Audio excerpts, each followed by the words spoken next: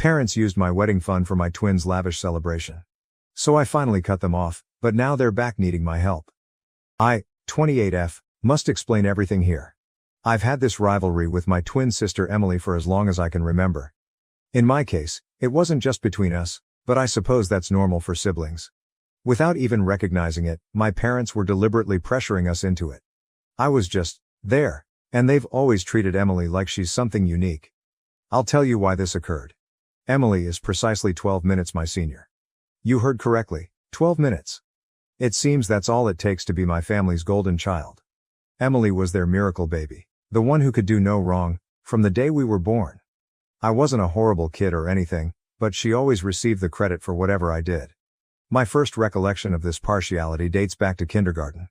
Both of us participated in the school play. I played the main part in Little Red Riding Hood and Emily got 2 lines as a flower. Emily started crying on stage during the concert after forgetting her lines. My parents missed my entire performance as they hurried to console her right away. Later that evening, they didn't even recognize my accomplishment. All they could speak about was Emily's bravery for trying. For the duration of primary school, this pattern persisted. Emily would be told, "Oh honey, you tried your best," if she received a C on an exam, but I would hardly be acknowledged if I received consecutive A's. I recall working on a science fair project about renewable energy for weeks in 4th grade. I conducted research, constructed models, and even spoke with regional environmental specialists. When I handed my parents the blue ribbon for winning first place, they hardly gave it a glance. Emily had a difficult day during volleyball practice, but that's still wonderful. Can we discuss this at a later time? After that, I stopped showing them my honors. The worst thing was that they made no effort to conceal their partiality. My dad used to make jokes at family get-togethers about how Emily was their firstborn and, despite the fact that we are twins, those 12 minutes somehow made her the older sister. "Emily is our responsible one. She looks after her younger sister," he would remark. I was standing there, listening to them reduce me to Emily's shadow and nothing more. Things started to have a significant psychological impact on me in middle school. I became quite driven to prove myself. I joined as many clubs as I could, including the student council, the debate team, and the math club. I was motivated to excel at everything, so I studied late into the night. Emily, on the other hand, coasted through, doing very little but somehow receiving more attention and recognition. One particular incident in particular sticks out. I was selected to compete in the state-level mathematics competition on behalf of our school in the 8th grade.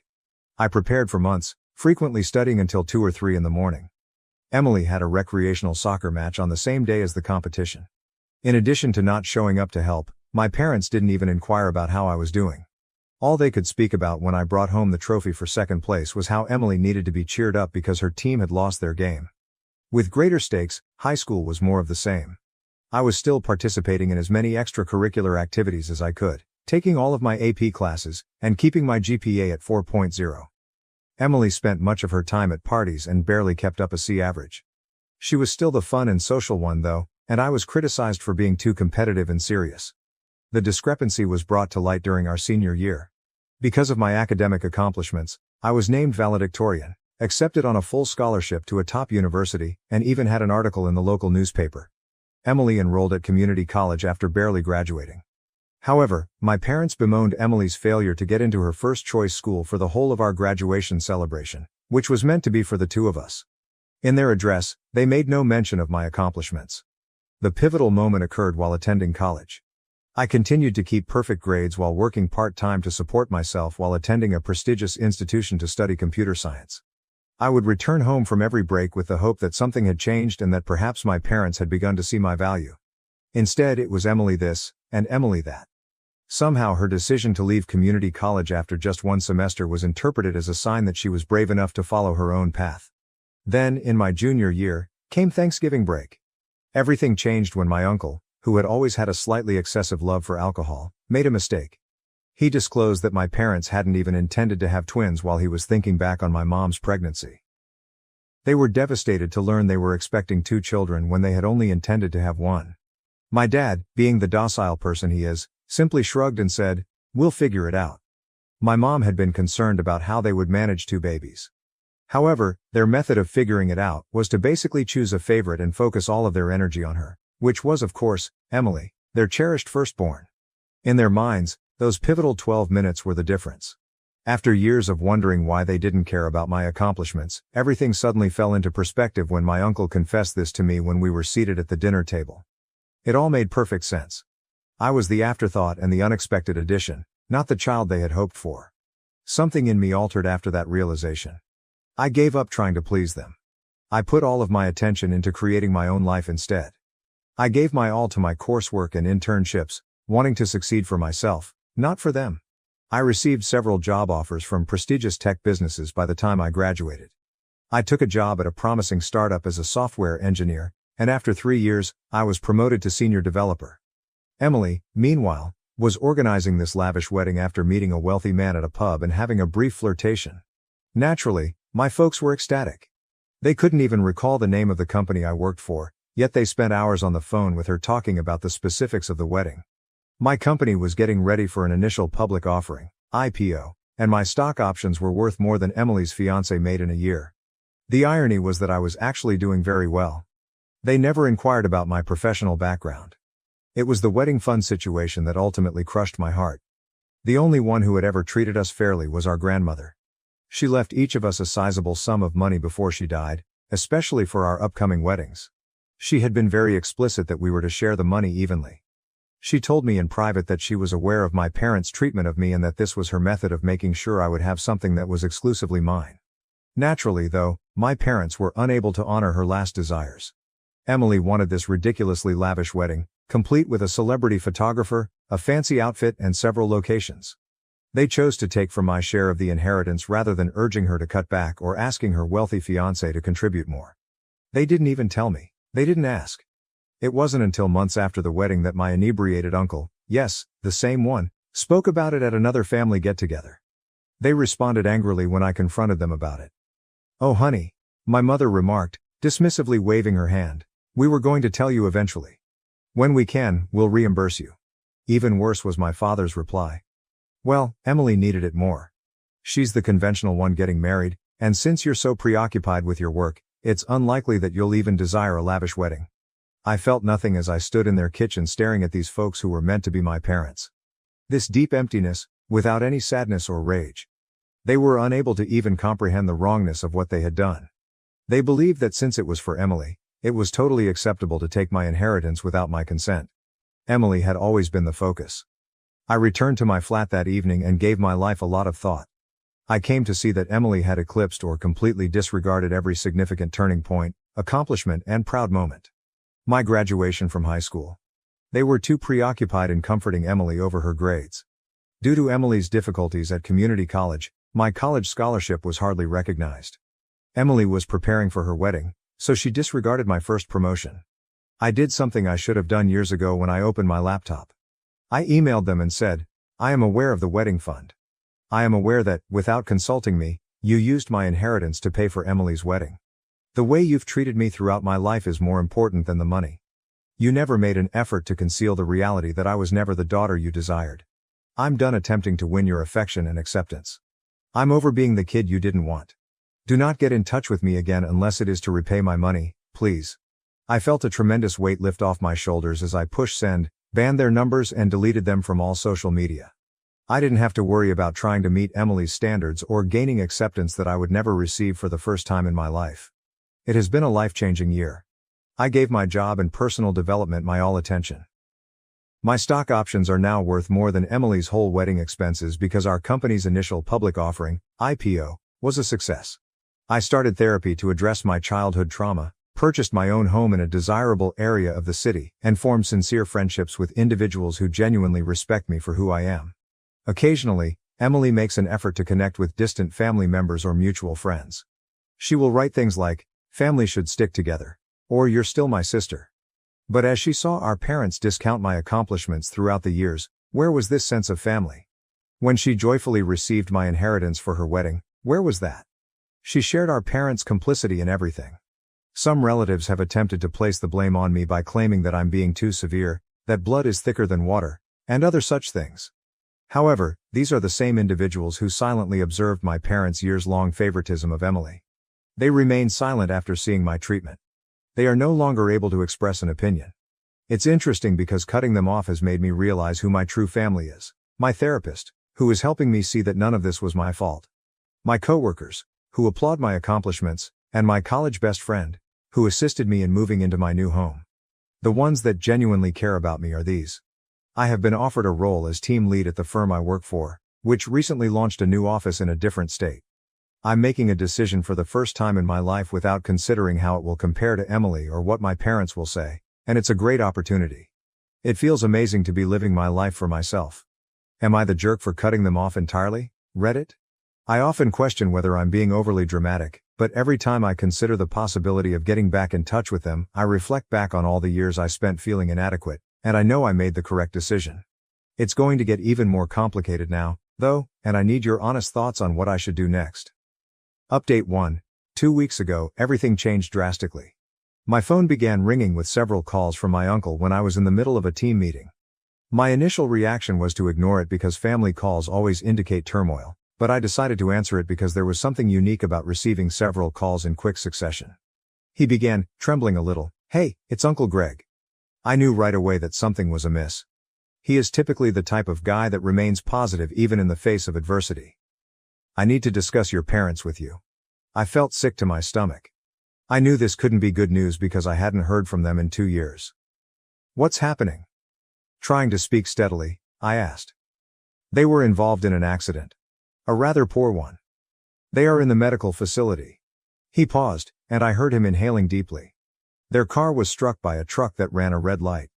Your dad is in critical condition, and your mom has several fractures. They have spent a few days in the hospital." Days. I said it again, raising my voice. "And until now, no one had the idea to tell me." He said, "They wanted me to let you know," in a calmer tone. "I believe, they want to see you, I believe. That's not all though. Their insurance is having issues." There was, of course. He went on to tell me that 6 months prior, my parents had allowed their health insurance to lapse. They had been having financial difficulties due to credit card debt and poor investments. They were far from being discharged from the hospital, and the medical bills were already mounting. "What about Emily?"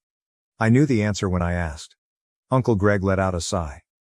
"She said she couldn't assist with the bills when she visited once, immediately following the accident. She didn't want to ask her husband for money so soon after their honeymoon, for some reason. She is occupied with her stepchildren, her new family." That made me giggle. Emily is typical, always coming up with an excuse. Emily was too proud to approach her wealthy husband for assistance with our parents' medical expenditures, even though she had no trouble taking my fortune for her wedding. I sat in my office for a while after I hung up with Uncle Greg, gazing out the window at the skyline of the city. I didn't miss the irony. Now that my stock options had vested and I had more than enough money saved to pay for their medical expenses, I was truly in a position to assist them. Did I want to, though? I was unable to concentrate on anything else for the following few days. I jumped every time my phone buzzed, anticipating a call regarding their status. I couldn't stop picturing them in hospital beds, presumably wondering if I would ever arrive. Since they were my parents, I felt bad for even thinking about not helping. The years of favoritism, the stolen fortune, and the way they only contacted me now because they required something from me were all brought back to me though. Simply put, this was about money. Not about re-establishing contact or making amends. 3 days after Uncle Greg called, Emily texted me. "I am aware that you are performing well at work.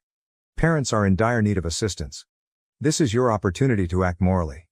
My opportunity to act morally? When she was using my inheritance to pay for her wedding, where was this moral compass? Where had she been all those years when she saw our parents brush off my accomplishments? My parents finally called themselves after a week of internal conflict. Although my mother's speech was weak and obviously influenced by painkillers, her deceptive methods remained same. As if the past 2 years of silence hadn't occurred, she began, "Sweetheart, we're in a really tough situation here. According to the specialists, the expenses might reach $200,000, not including rehabilitation. We acknowledge our shortcomings as parents, but..." I interrupted her. "No, you aren't, and you never will be. You haven't gotten in touch with me in 2 years, and the only reason is that you need money." My dad's voice said, "That's not fair." He was probably on speaker. "Your parents are us. Family supports family." That statement, "family helps family," set me off. Anger that had been bottled up for years came to the surface. "Family helps family." I said it again. When you used my inheritance to pay for Emily's wedding, where was that feeling? When you missed my college graduation, where were you? Where did you neglect every significant event in my life because you were too preoccupied with showing your admiration for Emily? After a brief period of silence, my mother began to cry. Those recognizable, cunning tears I had heard so many times when she wanted to make me feel bad. She said, "How can you be so cruel? The hospital is where we are. Your dad may require surgery. Will you truly desert us at this point?" I inhaled deeply before uttering the words I had been wishing to say for years. Yes, in fact. Yes, I am. All my life you emotionally abandoned me. You just thought of me as Emily's shadow and your fallback option. Now that Emily is refusing to assist, you turn to me. No, I will no longer be your last option. Starting with, "But we're family," my father said. No, I cut in. We're not. Since you determined that Emily was the only child deserving of your love, we have not been family. I'm finished. Never get in touch with me again. After hanging up, I blocked their numbers once more. I then texted Emily one last time, saying, "They're also your parents. Try it yourself." The days that followed were extremely difficult. I would always have these moments where I would doubt my choice. Was I being too severe? Despite all, should I still assist them? But every time those thoughts surfaced, I was reminded of how they had treated me throughout my life and how they had only ever contacted me when they wanted something. Yesterday, Uncle Greg gave another call. He attempted to guilt trip me by claiming that my parents required physical therapy and surgery since their health was deteriorating. He said they might lose everything and that they were discussing remortgaging their home. The problem is that I have no responsibility for their financial difficulties. They made their decisions. They decided to give Emily preference. They decided to squander the money I left them. They decided to allow their insurance to expire. They are currently dealing with the fallout from their decisions. Some may accuse me of being heartless. Perhaps I am. But I've been striving to be good enough and win their love my entire life, and I'm done. I am no longer the fallback option. When Emily refuses to take charge, I'm done being the one who has to make all the repairs. For the first time in my life, I'm choosing myself, even though I realize this makes me seem callous. My mental well-being is more important to me than their guilt trips. My financial stability is more important to me than their shoddy preparation. Reddit. I know I previously questioned whether I was the jerk for cutting them off, but I need to know if I'm the jerk for not helping them pay their medical costs. This one even seems unclear to my therapist. While I feel bad about it, I also think that this is just another instance of them only wanting me around when they need me. And believe me, the narrative doesn't end here. The situation is going to become considerably more intricate. Update 2. My life took yet another drastic change 3 days ago. I was enjoying a peaceful evening at home after a very demanding workday during which we had completed preparations for the opening of our new office. My doorbell rang at precisely 8:07 p.m. when I was studying some project paperwork, enjoying a glass of pricey red wine, a minor luxury I now permit myself, and some classical music playing softly in the background. I hadn't ordered anything and most of my friends normally text before coming over, so I wasn't expecting anyone. I froze, staring through the peephole. Emily was standing there looking like the affluent trophy wife she had become, complete with a fashionable gown, flawless makeup, and a $15,000 Hermes Birkin purse in her hand. I was aware of the irony. That bag alone could have paid for a sizable amount of our parents' medical expenses. I briefly thought about acting as though I wasn't home, but throughout the previous few weeks, I had undergone a transformation. I was no longer the person who squirmed around Emily. She had intimidated me for too long, and I had allowed her to win. No more. I opened the door with my cool, controlled and slightly dismissive corporate boardroom demeanor. Leaning against the doorframe, I remarked, "Well, if it isn't my dear sister. What brings you to my humble abode?" Without waiting for an invitation, she swept by me and entered my apartment. Emily's usual behavior. Her gaze swept across my living area, taking in the original artwork on the walls, the contemporary furnishings, and the floor-to-ceiling windows that overlook the city. I could picture her mentally listing everything, most likely contrasting it with her suburban McMansion. She said, "Nice place," in a tone that suggested the exact opposite. Very cozy. She used the word cozy with that special emphasis that affluent people give to something they think is beneath them. "Stop wasting your time, Emily. Why have you come here?" She turned to me, adjusting her scarf, an anxious habit from childhood. "Mom and Dad are deteriorating. Mom's physical treatment isn't covered by their payment plan, and Dad needs emergency surgery for internal bleeding they missed at first. Unless they can provide proof of payment, the hospital threatens to suspend treatment. They are discussing selling the house. I saw her knuckles whiten as she gripped her fancy purse more tightly. Emily in her classic form. She was clearly preparing for something. And that's my problem because I arched an eyebrow, purposefully imitating her patronizing tone from our early years. Because you can help them, she said, her immaculate exterior beginning to falter. I am aware that your business went public. I checked the pricing of the stocks. I conducted research. You've got the cash. That made me giggle. The sound, which was perhaps rougher than I intended, reverberated off the walls of my flat. Oh, you have been monitoring me? How intriguing. Before using my inheritance to pay for your wedding, did you do this much research? Or prior to your own refusal to assist them? In all this, where is your wealthy husband? Emily's face turned red, another vivid memory from my early years. Her dramatic outbursts, which always ended with our parents comforting her, were always preceded by that flush when we were little. That's different, she stammered as her poise continued to falter. I now have a new family. I have obligations. Consider stepchildren. We each have our own financial plans, James and I. When a family situation arises, I can't just throw money at it. Can't just what? With a strong voice, I interrupted her. Can't you simply assist your parents, who have given you everything? Who paid for your wedding with my inheritance? Who prioritizes you the most? Who didn't attend my college graduation to assist you with your apartment move? Those parents. She waved her hand dismissively and said, that's ancient history. But I saw that she stepped back. This is roughly right now. You're being selfish, and they need help. Her use of the word selfish was the last straw. A lifetime of repressed rage and bitterness abruptly solidified into a chilly, unambiguous goal. I went silently to my home office, picked up my laptop and a few papers off my desk, and then went back to the living room. Emily, would you like to discuss money? Let's have a conversation. I rotated the screen of my portfolio dashboard in her direction. Look at these figures. My stock options are these. I'll explain it to you in words you can comprehend. This is more valuable than James, your husband, will be in 3 years. That home of which you're so proud. If I wanted to, I could pay cash for it tomorrow. As she gazed at the numbers, her face turned white instead of crimson. I went on, bringing up papers such as my investment portfolio, my pay stubs, and the most recent offers I had gotten from rival businesses. But you're a tech worker. For the first time I could recall, she stumbled, you're just a programmer. Her voice was small. Emily, I'm now a senior development director.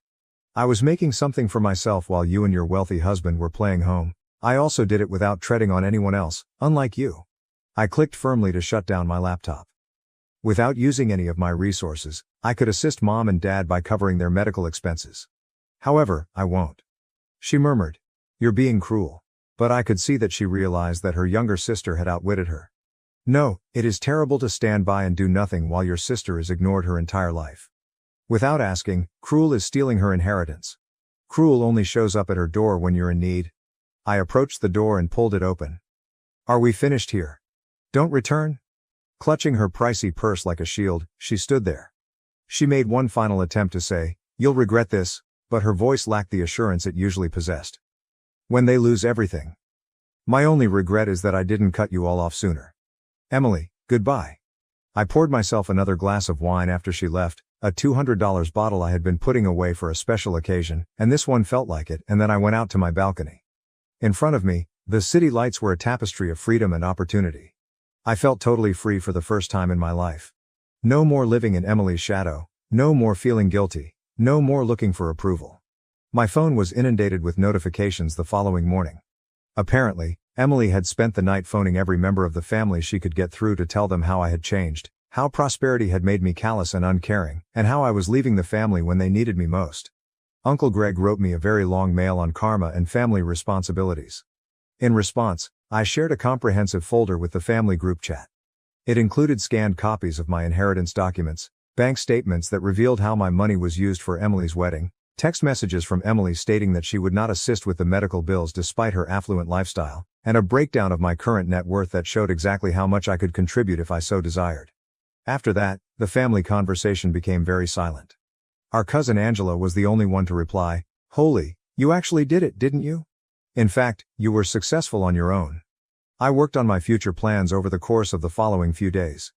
In another state, I accepted the promotion, which came with a bigger package of stock options and a substantial rise. The real estate agent believes my apartment will sell for a lot more than I'm asking for in this neighborhood, so I put it up for sale. I've already begun searching for real estate in my new city. This time, perhaps a penthouse. Emily sent me one last text last night, which said, "Mom's crying every night because of you." I commented, "She had years to cry about how she treated me," and included a screenshot of my inheritance paperwork in my response.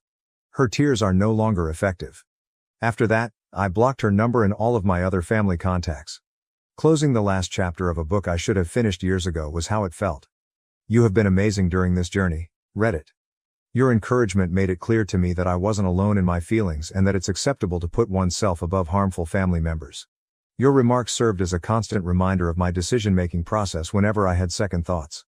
Recently, I received a message questioning if achieving financial success was worth sacrificing my family. The truth is, though, that I didn't lose any. Folks who never treated me like family in the first place were folks I broke free from. My achievement just gave me the courage to refuse their treatment. It didn't change who I am.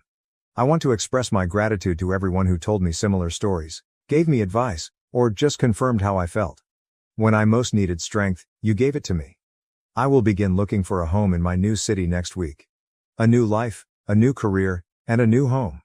For the first time, I'm looking forward to the future without being constrained by obligations to my family. Aida? To some, perhaps.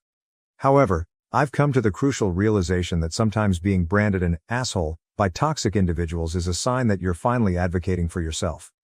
Reddit, thank you. I was able to discover my value and voice thanks to you. Thank you for watching. If you haven't subscribed yet, please do so and hit the notification bell to stay updated with more shocking real-life stories happening around you.